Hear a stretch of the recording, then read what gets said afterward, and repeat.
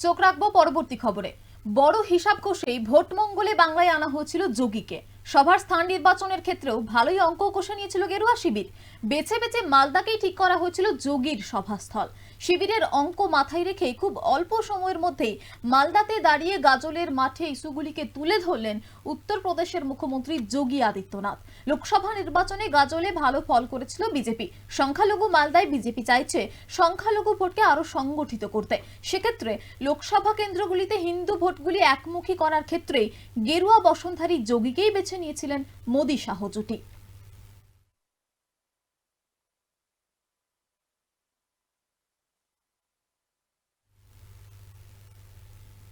বিবেকানন্দ থেকে দুর্গা, সিএ থেকে জয় শ্রীরাম, সব ইস্যুতেই তৃণমূল সরকারকে বিঁধলেন যোগী। যোগী মালদায় দাঁড়িয়ে রাম প্রসঙ্গ উত্থাপন করেন। তিনি বলেন, পরিবর্তন যাত্রায় আসতে পেরে গর্বিত। বাংলা পবিত্র ভূমি, আজ এখানে গভীর সংকট। এখানে কেন্দ্র সরকারের কোনো প্রকল্পকে কাজে লাগানো হয় না, চালু করা হয় না। বাংলায় আজ জয় শ্রীরাম বললেও হামলা করা হয়। যারা রামদ্রোহী তাদের বাংলায় কোনো জায়গা নেই। উত্তরপ্রদেশ থেকে এসে বাংলার মাটিতে দাঁড়িয়ে যোগী হুঁশিয়ারি দেন, রাম নামে অপছন্দ হলে বাংলায় জায়গা হবে না। সংখ্যালঘু এলাকায় দাঁড়িয়ে যোগী বলেন, বাংলায় দুর্গাপুজো করতে দেওয়া হয় না। দুর্গাপুজো করতে এখানে সমস্যায় পড়তে হয়। লভ জিহাদ আটকাতে ব্যর্থ মমতা সরকার। লভ জিহাদের প্রসঙ্গ তুলে ধরেন যোগী। তিনি বলেন, এখানে লভ জিহাদের ঘটনাকে লুকানো হচ্ছে। আমরা আইন করেছিলাম, উত্তরপ্রদেশে লভ জিহাদের বিরুদ্ধে কড়া পদক্ষেপ করা হয়। এখানে তো তৃণমূল নেতারা টাকা খান, বাংলায় তুষ্টিকরণ চলছে। লভ জিহাদ আটকাতে ব্যর্থ মমতা সরকার।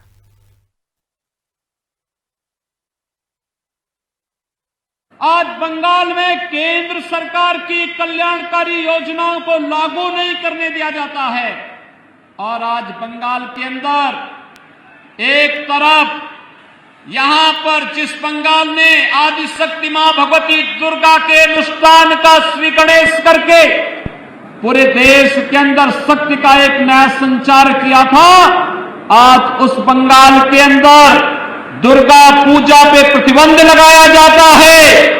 ईद में जबरदस्ती गौ हत्याएं प्रारंभ कराई जाती हैं और साथ साथ यहां पर तस्करी और गौ तस्करी के माध्यम से यहां की भावनाओं के साथ खिलवाड़ करने का कार्य किया जाता है। आज बंगाल के अंदर एक बार फिर से जय श्री राम के नारे को प्रतिबंधित करने का कार्य किया जा रहा है। लेकिन याद रखना, भारत की जनता राम के बगैर कोई काम नहीं करती है। जब आपस में मिलती है तो राम राम कहती है। घर में कोई काम होता है तो राम नाम का जप करती है और जब किसी परिजन की अंतिम यात्रा भी निकालती है तो फिर राम नाम सत्य है के साथ ही इस यात्रा को भी आगे बढ़ाने का कार्य करती है। राम के बगैर भारत का कोई काम ही नहीं और जो रामद्रोही हैं उनके अभी भारत में कोई काम नहीं। बंगाल কথা প্রসঙ্গে বাংলার মনীষীর নাম তুলে ধরেন যোগী। তিনি বলেন, শ্যামাপ্রসাদ মুখোপাধ্যায় চেয়েছিলেন গোটা দেশে একই আইন একই পতাকা থাকুক।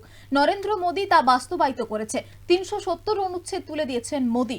জম্মু কাশ্মীরে আজ কতটা এগিয়ে গিয়েছে সেটা লক্ষণীয়। ক্ষমতায় এলে ২৪ ঘন্টার মধ্যে বন্ধ হবে অবৈধ গরু পাচার কাণ্ডকে হাতিয়ার করে রাজ্যের শাসক শিবিরকে আক্রমণ করলেন যোগী আদিত্যনাথ। দাবি করলেন, বিজেপি এলে এই অরাজকতা থেকে মুক্তি মিলবে। উত্তরপ্রদেশের মুখ্যমন্ত্রী বলেন, উত্তরপ্রদেশে কেউ গো হত্যা করতে পারে না, অথচ এখানে গরু চুরি হচ্ছে।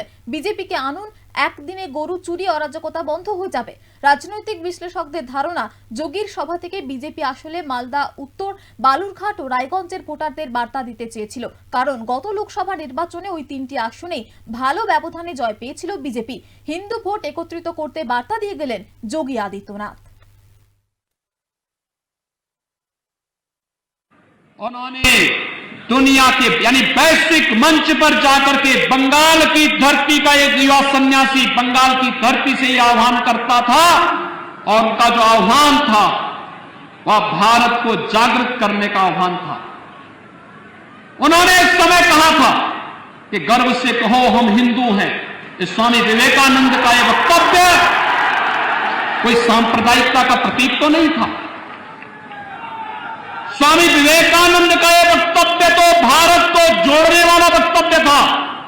भारत सनातन संस्कृति को वैश्विक मंच पर स्थापित करने का, वैदिक परंपरा को वैश्विक मंच पर स्थापित करने का एक मंत्र था। स्वामी विवेकानंद, इस परंपरा को मैं प्रणाम करता हूं। रामकृष्ण परमहंस की साधना से पवित्र इस धरती ने, स्वामी प्रणवानंद जी की साधना से पवित्र इस धरती ने भारत के राष्ट्रवाद को एक नई ऊंचाइयां प्रदान की थी।